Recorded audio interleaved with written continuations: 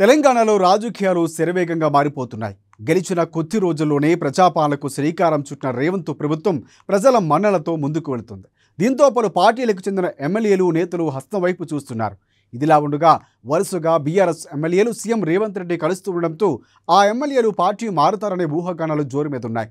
BRS ఎమ్మెల్యేల మాత్రం తాము మర్యాదపూర్వకంగానే కలిశామని చెబుతూ ఉన్నా అసలు విషయం అది కాదేనేమోనని కూడా సందేహం కలుగుతుంది. ఇంతకీ ఆ పార్టీ ఎమ్మెల్యేలు కారు దిగేనా, కాంగ్రెస్ నేతలతో చెయ్యి కలుపుతారా? ముఖ్యమంత్రిని కలవటంలో మతలబేంటి? తెలుసుకోవాలంటే వాచ్ ది స్టోరీ.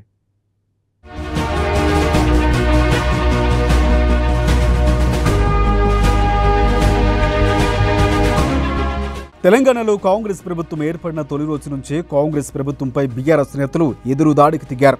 కాంగ్రెస్ ప్రభుత్వం కూలిపోతుందని, ఎక్కువ రోజులు ఉండదని మాటల దాడులు మొదలుపెట్టారు.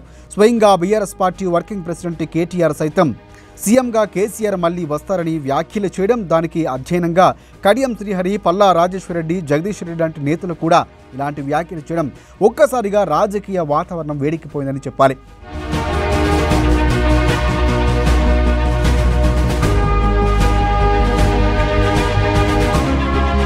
బీఆర్ఎస్ పార్టీ నుంచి స్పందనను బట్టి తమ పార్టీ నుంచి కౌంటర్లు తీవ్రంగా ఉంటాయని స్వయంగా ముఖ్యమంత్రి రేవంత్ రెడ్డి హెచ్చరించడం హాట్ టాపిక్గా మారింది. దీనికి తోడు బీఆర్ఎస్ పార్టీ నుంచి కాంగ్రెస్లోకి 30 మంది ఎమ్మెల్యేలు వస్తారంటున్నారని మంత్రి కోమటిరెడ్డి వ్యాఖ్యలు చేశారు. ఇక అసెంబ్లీ సమావేశాల సాక్షిగా సిపిఐ సభ్యుడు కూనంనేని సాంబశివరావు ప్రభుత్వం కూలిపోతుంది అంటే ఎమ్మెల్యేలు కొనుగోలు చేస్తారని బీఆర్ఎస్ సభ్యులు ప్రశ్నించారు. ప్రభుత్వం కూలిపోతుందనే వ్యాఖ్యలపైన కాంగ్రెస్ పార్టీ నేతలు తీవ్రంగానే స్పందించారు. దీంతో అప్పట్లో అసెంబ్లీలో మాటల యుద్ధం రాజుకుంది.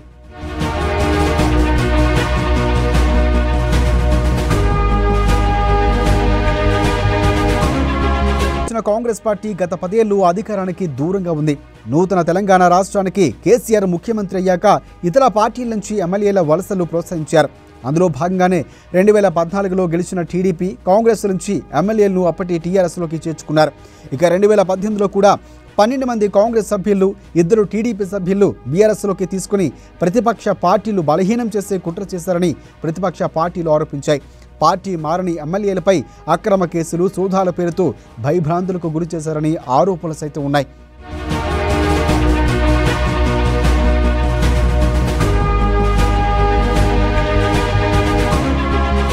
అధ్యక్షులు రేవంత్ రెడ్డి నేతృత్వంలో 2023 నవంబర్ 30న జరిగిన ఎన్నికల్లో మిత్రపక్షమైన సిపిఐతో కలిసి స్పష్టమైన మెజార్టీని సాధించింది. ఇక్కడే మొదలైంది అసలు కథ.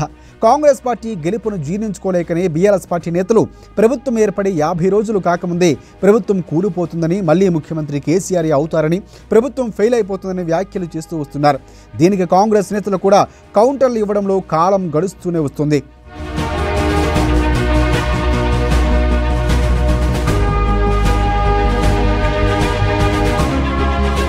నేపథ్యంలోనే బీఆర్ఎస్ పార్టీకి చెందిన ఎమ్మెల్యేలు సునీత మహేందర్ రెడ్డి, గూడెం మహిపాల్ రెడ్డి, మాణిక్రావు, కొత్త ప్రభాకర్ రెడ్డి 4 రోజుల క్రితం ముఖ్యమంత్రిని ఆయన నివాసంలో కలిశారు.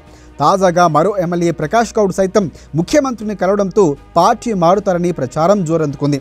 ముఖ్యంగా మెదక్ జిల్లాకు సంబంధించిన 4 ఎమ్మెల్యేలు, రాజేంద్ర నగర్ ఎమ్మెల్యే ముఖ్యమంత్రిని మర్యాదపూర్వకంగా ప్రోటోకాల్ సెక్యూరిటీ విషయంలో కలిశామని చెబుతూ ఉన్నా పార్టీ మారడం ఖాయమంటున్నారు.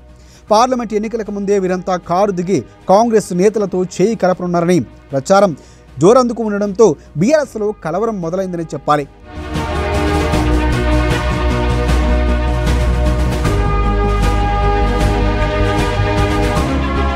ఇక అధికారం కోల్పోయి బీఆర్ఎస్ పార్టీలోని కాంగ్రెస్ మూలాలు ఉన్న ఎమ్మెల్యేలు మొత్తం కూడా తమ మాతృ సంస్థలోకి వెళ్లాలని నిర్ణయించుకున్నారట. ఇప్పటికే పార్లమెంటు ఎన్నికల్లో కూడా గెలిచే పరిస్థితి లేదని అర్థమైపోయిన నేతలు ఇక తమ నియోజకవర్గాల అభివృద్ధి చెందాలంటే ప్రభుత్వ పథకాలు అందరికీ దక్కే విధంగా పార్టీ మారటమే సముచితమని కూడా భావిస్తున్నారట. ఇక మరోపక్క కాంగ్రెస్ ప్రభుత్వంను కూల్చుట మాట అటు ఉంచితే పార్టీలో ఉన్న ఎమ్మెల్యేలను బీఆర్ఎస్ కాపాడుకుంటుందో లేదో మరి వేచి చూడాలి.